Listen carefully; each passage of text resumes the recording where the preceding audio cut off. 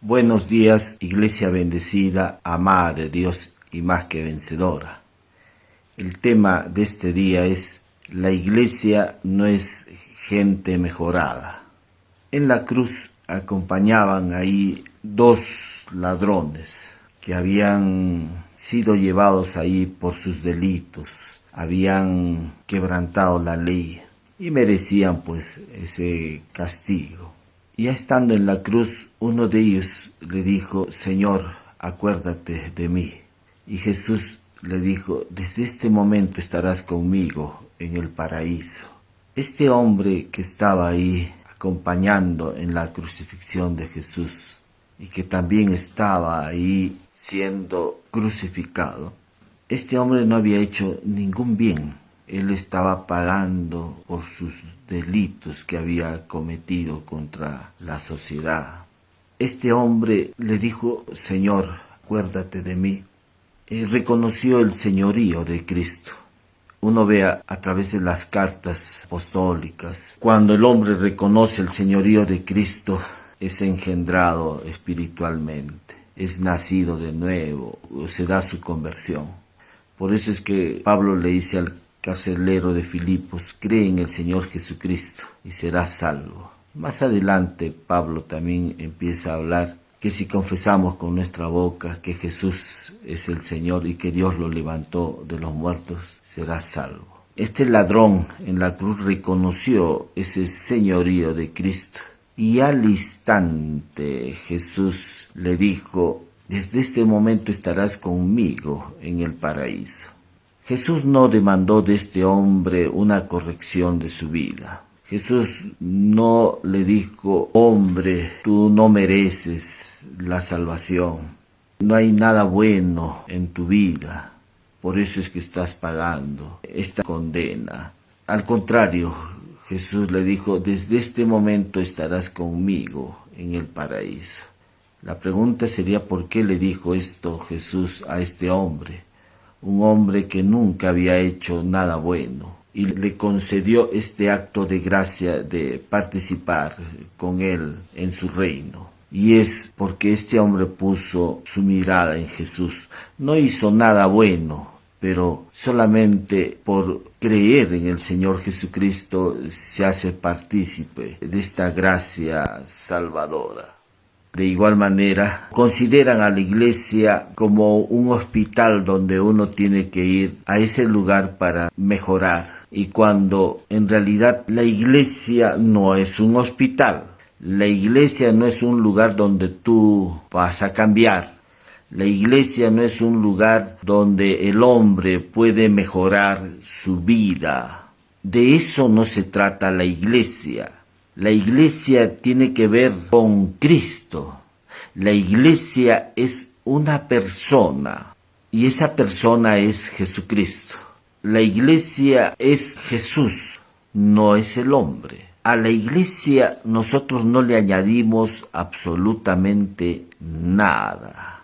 De Jesús también emerge o sale la iglesia.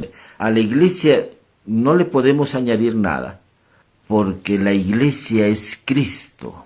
Es como Adán y Eva. Cuando Dios lo creó a Adán, Adán estaba solo ahí en el huerto. Y vio Dios que no era bueno que el hombre esté solo. Y dijo: le haré ayuda idónea. Y lo hizo dormir a Adán. Y cuando Adán se despertó, vio a Eva.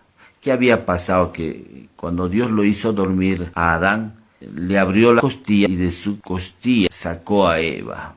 No es que le trajo a Eva, sino que de él mismo emergió o salió Eva. Tanto así que Adán dijo: esta es carne de mi carne y hueso de mis huesos.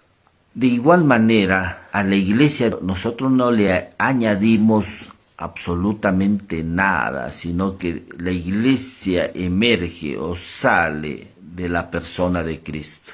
Por eso es que Pablo en Efesios 5:30 dice: porque somos miembros de su cuerpo, de su carne y de sus huesos. Entonces la iglesia es Jesús y nosotros somos su cuerpo. En ese cuerpo hay muchos miembros. Y nosotros nacemos de esa iglesia. Hemos sido colocados en ese cuerpo, porque 1 Corintios 1:30 dice, mas por él estáis vosotros en Cristo. O sea, estamos en Cristo en razón de que Dios es el que nos puso ahí. Dios nos puso en el cuerpo de Cristo, participamos de ese cuerpo desde el momento que hemos reconocido a Jesús como nuestro único Señor y Salvador. Pero esta participación del cuerpo de Cristo no es por nuestros méritos. Nosotros no hicimos ningún mérito para estar ahí. O sea, no se trata de nuestra capacidad, de nuestra inteligencia, de nuestra integridad, la obediencia, fidelidad a Dios. Esto se trata de Jesús. Cuando nosotros reconocimos a Jesús como el Señor de nuestra vida, en el acto hemos sido colocados en este cuerpo de Cristo. Y ahí nos encontramos por siempre. Somos participantes ahora del cuerpo de Cristo. Algunos todavía consideran que la iglesia es un edificio y la iglesia no es un edificio. Y consideran que es un edificio porque antiguamente cuando Dios le hablaba a los hombres, ellos levantaban un montículo de piedras como señal de que Dios había estado ahí, la presencia de Dios había estado en ese lugar. Más adelante vemos que Dios le dice a Moisés que haga un tabernáculo. Este tabernáculo constaba de 3 partes, de los atrios, el lugar santo y el lugar santísimo. En el lugar santísimo se hallaba el arca del pacto, donde estaba la presencia de Dios. Posteriormente vemos que Salomón le construye un templo a Dios. Era un templo hermoso y ahí habitaba la presencia de Dios. Pero ya cuando Cristo viene, dice, aquel verbo fue hecho carne y habitó entre nosotros. O sea, la misma presencia de Dios habitando entre nosotros. Cuando Jesús va a la cruz, se imparte ya en la vida de los hombres. Por eso es que Pablo, en un discurso a los griegos, en Atenas dijo, Dios ya no habita en templos hechos por manos humanas. Dios ya no habita en templos hechos por manos humanas. A Dios le ha placido ahora habitar en nuestros corazones. Y Pablo lo dice también en estos términos en la carta de Corintios, que nosotros somos templo del Espíritu de Dios. Somos habitación, morada de Dios. O sea, Dios habitando en nosotros, Dios viviendo en nosotros. Nosotros somos como templos móviles que contenemos la misma presencia de Dios. Ahora nosotros habitamos en este cuerpo de Cristo que es la iglesia. Habitamos en la misma presencia de Cristo, habitamos en su gracia, habitamos en su plenitud, en su gloria. Por eso es que la Escritura dice que a los que predestinó, a estos también llamó, y a los que llamó, a estos también los justificó, y a los que justificó, a estos también glorificó. Romanos 8:30. Mire que ha habido un llamamiento, una elección, una impartición de justicia, pero también una impartición de gloria. O sea, Dios puso su gloria en nosotros.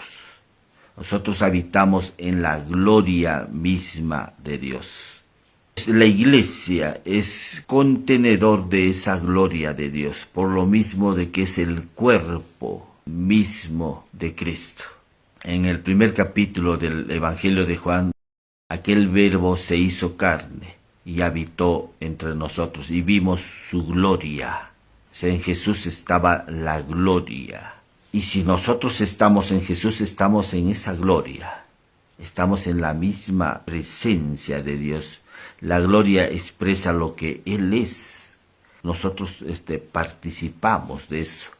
Dios nos ve ahora en su Hijo.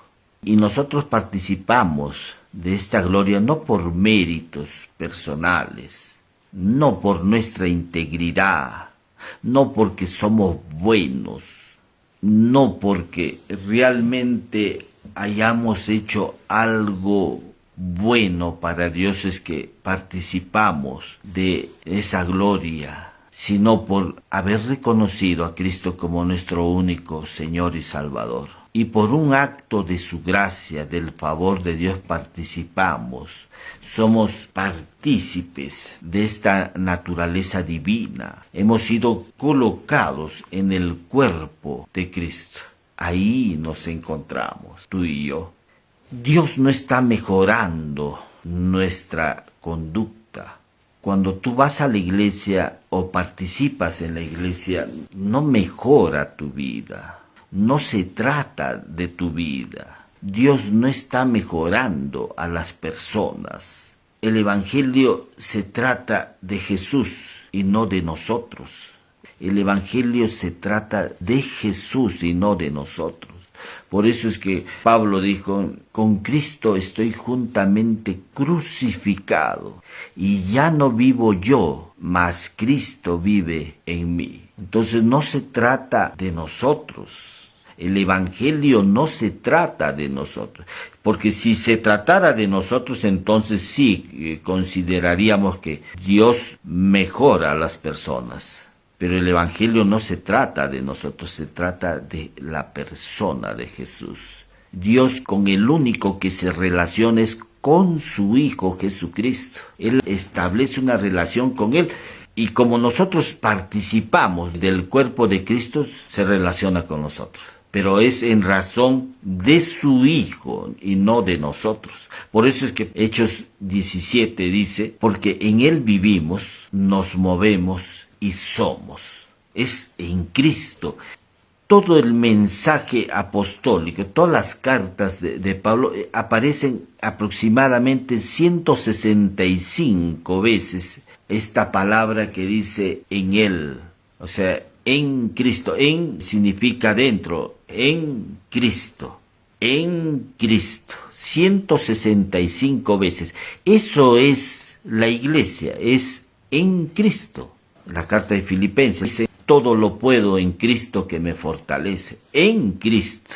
La carta de Colosenses 2:10 dice, y vosotros estáis completos en Él.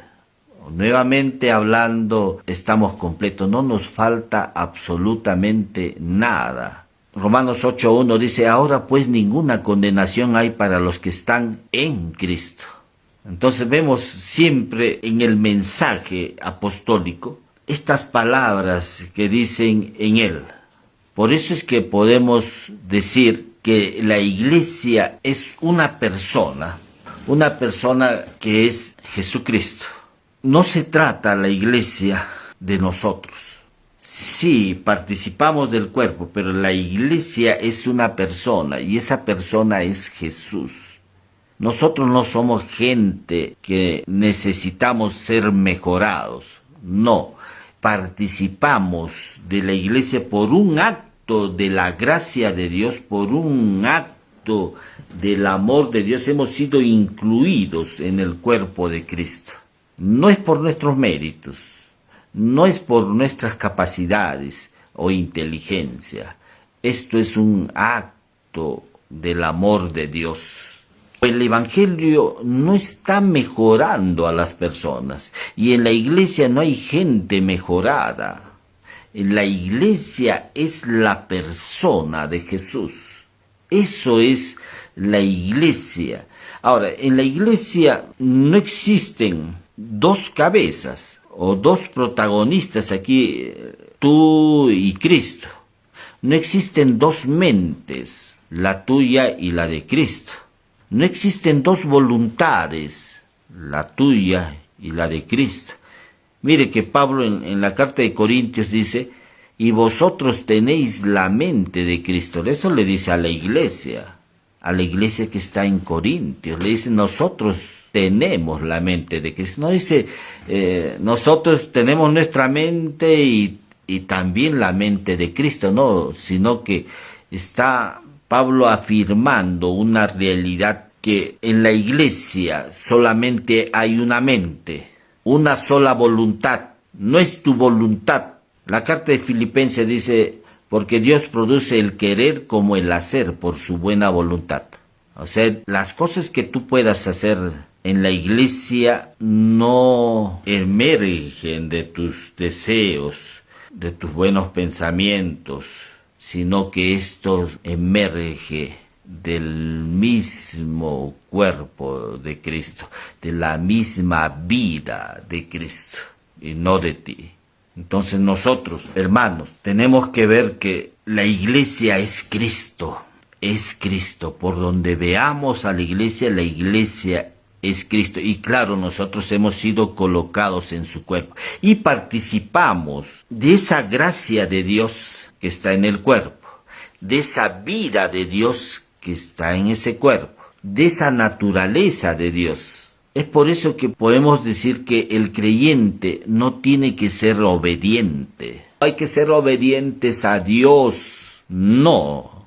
Cuando nosotros fuimos incluidos en la iglesia, Dios nos imparte su vida, nos imparte su naturaleza. Y en esa naturaleza divina impartida se halla su obediencia. No es tu obediencia. No es que Dios nos hace obedientes. Se trata de su obediencia. Cristo es obediente en todo.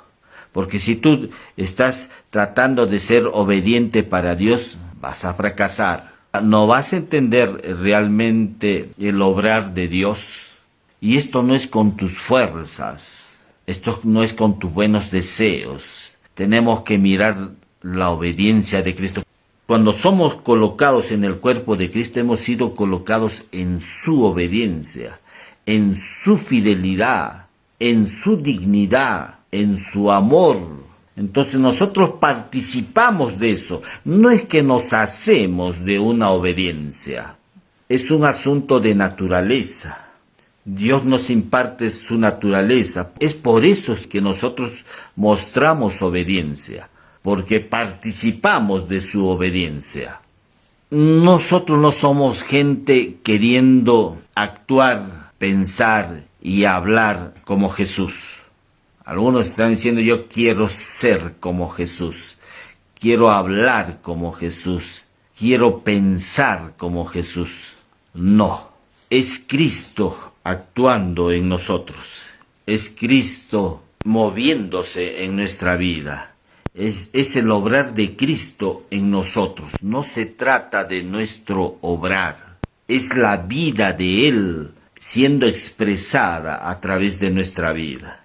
Y si nosotros mostramos integridad, obediencia, fidelidad, es porque participamos de su naturaleza. No es nuestro obrar, es el obrar de Él. Ahora, Dios nos está viendo en su Hijo. Él no nos mira a nosotros fuera de Él. Y lo que está viendo en nosotros es justamente eso: fidelidad, integridad, obediencia, su amor. Nosotros participamos de eso porque estamos en Él, no estamos fuera de Él. Somos participantes de esa naturaleza divina. Y todo nuestro pensar, todo nuestro actuar, nuestro hablar o nuestras acciones responden en razón de que somos participantes de esa naturaleza divina. No hay nada en nosotros. Por eso es que Pablo dijo, con Cristo estoy juntamente crucificado y ya no vivo yo. Ya no se trata de ti, ya no se trata de tus buenos deseos, no se trata de tu fuerza, no se trata de tu voluntad. Se trata de Él. Y Pablo sigue hablando, ¿no? Esto estamos hablando en Gálatas 2:20. En Colosenses dice, capítulo 3 dice, y vosotros habéis muerto, y vuestra vida está escondida en Cristo. Hemos muerto. Un antes de Cristo y un después de Cristo. Un después de Cristo murió ya ese viejo hombre. Ya no se trata de Juan, Carlos, no se trata de Javier o Elsa o María. No, se trata ahora de la vida de Cristo en nosotros. Un día San Agustín, un clérigo, este hombre era un estudioso de las Escrituras, pero tenía sus pasiones. Aún a pesar de que estudiaba, tenía sus pasiones, siempre se encontraba con una mujer. Y después de esto, estudiando las escrituras, y se da una conversión en la vida de este hombre. Le es revelado al Cristo en su vida. Y un día saliendo del templo, estaba caminando y ve a esa mujer, ¿no?, con el cual él había tenido muchas veces intimidad. Y él en ese momento cambia la dirección de sus pasos y empieza a huir de ella. Y ella se da cuenta y empieza a seguirlo y le dice: Agustín, Agustín, Agustín. Y él sigue acelerando sus pasos y ella empieza a correr detrás de él. Y ella logra alcanzarlo a él y le toca el hombro y le dice: Agustín, ¿no te das cuenta que soy yo? Y él le dijo: sí, yo sé quién eres, pero yo ya no soy yo, ahora Cristo vive en mí. Es la vida de Cristo en nosotros. Y eso es lo que el apóstol Pablo, en las cartas que él escribe, habla acerca de esto, que un misterio que estaba oculto por siglos y edades, pero que Dios lo ha dado a conocer a sus santos. Y este misterio es Cristo en vosotros, es la vida de Cristo en nosotros. Estaba oculto, pero que Dios lo ha manifestado, Dios lo ha revelado. Eso fue el mensaje apostólico, este fue el mensaje que Dios se lo dio a conocer a Pablo para que Pablo haga de conocimiento a la iglesia, el Cristo en nosotros. Y ese es el Cristo que ahora nos habita. Nosotros estamos en Él y Él en nosotros. La iglesia no tiene que ver con gente mejorada, la iglesia se trata de Cristo. Es los creyentes que están en Cristo, eso es la iglesia. Pero los creyentes que participan de Cristo no por méritos personales, no porque se hayan hecho de un nombre estas personas o hayan hecho algo bueno, sino por haber mirado a Cristo y haberlo reconocido como su único Señor y Salvador. La iglesia tiene un propósito aquí en este mundo. Dios nos creó para la gloria de Él. Dios tiene planes, Dios tiene su propósito. Los hombres tenemos proyectos de vida, queremos una familia, hijos, algunos casarse, otros seguir una profesión, construir una casa, lograr algunas metas, objetivos, son los proyectos. Pero si estos proyectos no son absorbidos por el único propósito de Dios, es que tú no tienes un propósito. Hay un solo propósito. Dios habla de su propósito, no tampoco de lo nuestro. Por eso dice: para gloria mía los he creado, para la gloria de Él. Nosotros no estamos siguiendo a Cristo. ¿Y acaso los discípulos no seguían a Cristo? Sí, lo seguían a Jesús. Cuando Jesús estuvo aquí ejerciendo su ministerio, los discípulos le seguían a Jesús. Pero los discípulos estaban con Jesús, pero Jesús no estaba en ellos. Una vez más voy a mencionarlo. Los discípulos le seguían a Jesús porque Jesús estaba con ellos, pero Jesús no estaba en ellos. ¿Cuándo es que Jesús estuvo en ellos? Es después de la cruz. Después de la cruz ya se impartió en la vida de los hombres, no fue antes. Los hombres no tenían la vida de Dios. Sí, Dios les hablaba a muchos hombres del Antiguo Testamento, a los sacerdotes, reyes, pero no estaba en la vida de ellos. Es después de la cruz cuando Dios se imparte en la vida de todos los creyentes, de todos aquellos que ponen su mirada en Jesús. Él se imparte en la vida de ellos. Nosotros hoy en día no estamos siguiendo a Jesús porque Jesús está en nuestra vida. Amén. Él vive en nosotros, vive en la iglesia. Es portadora de la misma vida de Cristo. Hay algo importante también que debemos tener presente, es que Dios no cambia lo malo por lo bueno. Cuando Adán y Eva estaban en el huerto, Dios puso 2 árboles ahí.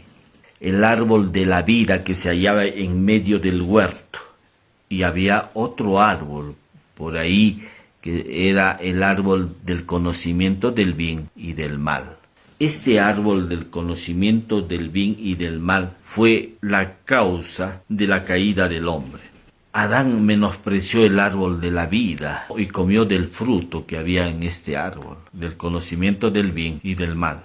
A consecuencia de eso, el hombre no se convirtió en malo, se convirtió en un hombre malo y bueno. O sea, tenía las 2 cosas. Era malo y bueno. ¿Por qué? Porque él era un árbol del conocimiento del bien y del mal. En este mundo vemos gente buena y gente mala. Como consecuencia de que Adán participó del fruto de este árbol del conocimiento del bien y del mal. La gente está pensando que los que van a ir al cielo es la gente buena, y no es así. Ningún hombre bueno estará en el cielo. Algunos están diciendo, entonces los malos van a ser liberados de eso. No, ningún hombre bueno estará en el cielo. Por eso es que Pablo, en una de sus cartas de Efesios 2:1 dice, pero en otro tiempo estabais muertos. Tanto el hombre bueno como el hombre malo que vive en este mundo están muertos.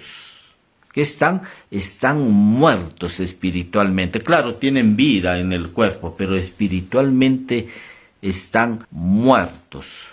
Entonces no se trata de decir nosotros somos gente buena. No, se trata de tener a Cristo. Cuando Jesús estuvo ejerciendo su ministerio aquí en la tierra, Él dijo estas palabras: y esta es la voluntad del que me ha enviado, que todo aquel que ve al Hijo y cree en Él tenga vida eterna. O sea, la voluntad de Dios está expresada en el Hijo. O sea, el hombre tiene que creer en Jesús. ¿Se acuerdan que un día Jesús estaba hablándole ahí a sus discípulos y se acercaron su madre, sus hermanos y sus hermanas?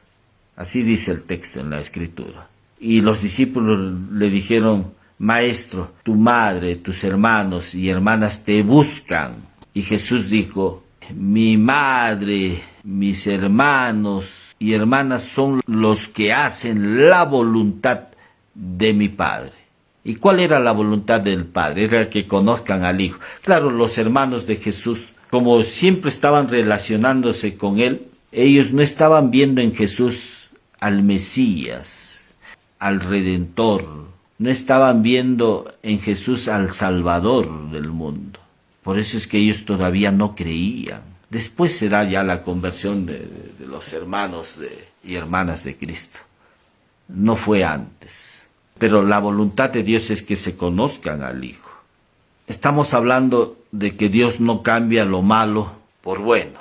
Cuando Jesús continuó en su ministerio, se acercaron un grupo de personas que dijeron: Señor, en tu nombre echamos fuera demonios. Otro grupo se acercó y dijo: Señor, en tu nombre hicimos milagros.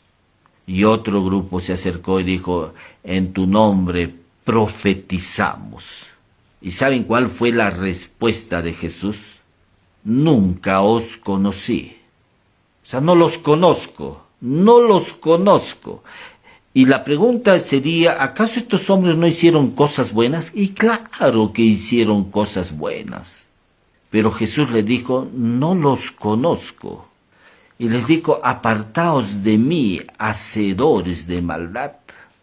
La voluntad de Dios está expresada en el Hijo. Lo único aceptable delante de Dios es su Hijo. Y si el hombre no mira a Cristo, la ira, dice, de Dios se manifestará sobre estos hombres que rechacen a Cristo.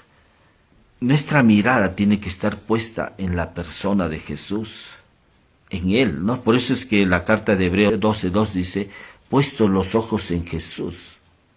no dicen el hombre. Y algunos hombres se miran a sí mismos y empiezan a evaluar sus actos, empiezan a evaluar su conducta, su comportamiento, y empiezan a evaluar y a valorar eso, y no la obra de Cristo. Por eso decimos que la iglesia no se trata de gente mejorada. La iglesia no cambia tu vida. La iglesia se trata de Cristo. La iglesia se trata de Jesús. No se trata de tu vida. Pero yo estoy vivo, tengo de mi cuerpo, cierto, tienes tu cuerpo, pero en este hecho espiritual, cuando tú pusiste tu mirada en Cristo, fuiste colocado en el cuerpo de Cristo. Ya no se trata de tu vida, ahora se trata de la vida de Cristo. Amén. Por eso decimos, en la iglesia no hay dos voluntades, no hay dos mentes, no hay dos cabezas, no hay dos vidas, se trata de una sola vida. Y se trata de la persona de Jesús, no de tu vida. O sea, no estamos tratando de mejorar en nuestras acciones. Y también habría otra pregunta, entonces no hay que ser buenos, no hay que ser, nuestros actos no tienen que ser buenos. Sí, pero como resultado de esa naturaleza que nos fue impartida. La naturaleza de Dios nos fue impartida y respondemos en razón de esa naturaleza. Es como el árbol ¿acaso se esfuerza por dar fruto? El árbol no se esfuerza por dar fruto, esa es parte de su naturaleza. Y nosotros también no nos forzamos a ser buenos, porque en la naturaleza de Dios que nos fue impartida, ahí en esa naturaleza está su obediencia, su fidelidad, su integridad, su santidad, está su amor, su fe, su templanza, está su benignidad, está todo. Entonces eso va a ser expresado a través de nuestra vida. ¿Y por qué a veces no es expresado en nuestras vidas? Por la falta de conocimiento. No hay un conocimiento correcto respecto a quienes somos ahora en Cristo Jesús. La iglesia no tiene una identidad correcta. O sea, no estamos tratando de ser buenos, nuevamente menciono. No estamos tratando de ser buenos. Lo que Dios llama iglesia no es un museo de gente buena. Lo que Dios llama iglesia es Cristo. Eso es, hermanos. Tenemos que mirar solamente a la persona de Jesús. No te tienes que mirar a ti mismo. Cuando tú miras a Jesús, Dios te coloca en el cuerpo de su Hijo Jesucristo. Y Dios te imparte su propia vida, su propia naturaleza. Y es esa naturaleza la que es expresada a través de nuestra vida. Es la expresión de la vida de Cristo. Damos gracias a Dios nuevamente por este día, por la palabra que hemos recibido. Si deseas este día recibir la vida misma de Dios en tu vida, te voy a guiar en una oración ahí donde te encuentres. Repite conmigo: Señor Jesús, te agradezco por el amor que tú me has mostrado en la cruz al llevar mis pecados, el haber dado tu vida por mí en la cruz, el haber derramado tu sangre preciosa para el perdón de mis pecados. Te recibo en mi corazón reconociéndote como mi único Señor y Salvador. Gracias por tu amor, gracias por tu perdón, gracias porque tu vida se ha impartido en mi vida. Gracias, amado Dios, por todo lo que tú has hecho por mí. Te hago el Señor de mi vida, Jesús. Hago esta oración en el nombre de Jesús. Amén. Si por primera vez has hecho esta oración, pídele al amado Espíritu Santo que te guíe a una iglesia cristiana, donde puedas aprender la palabra de Dios, donde puedas recibir la palabra, para que tú puedas crecer en gracia y en conocimiento de nuestro Señor y Salvador Jesucristo. Voy a orar también por salud, ahí donde te encuentres. El sacrificio de Cristo también, Él derramó su sangre preciosa para la sanidad para todo nuestro cuerpo.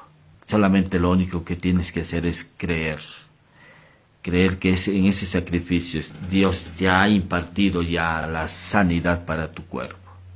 Aquellos que tienen problemas en sus riñones, pulmones, hígado, la vesícula, los páncreas, los huesos, la motricidad de su cuerpo. Aquellos que tienen problemas en las funciones cerebrales, comprensión del lenguaje, articulación del lenguaje, el problema de la visión, audición, de diabetes, problemas de lupus, autismo, por la llaga de Cristo te declaramos sano, por la llaga de Cristo te declaro sano. Tú lo que tienes que hacer en estos momentos es decir, recibo ahora mi sanidad, eso dilo nada más. Recibo ahora mi sanidad, lo tomo en el nombre de Jesús. Amén. El amor de Dios es incondicional.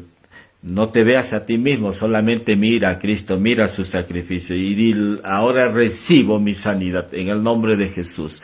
Sea la sanidad para todo tu cuerpo. En el nombre de Jesús hacemos esta oración. Amén. Amén. Nos estamos viendo la próxima semana. Iglesia bendecida, amada de Dios y más que vencedora.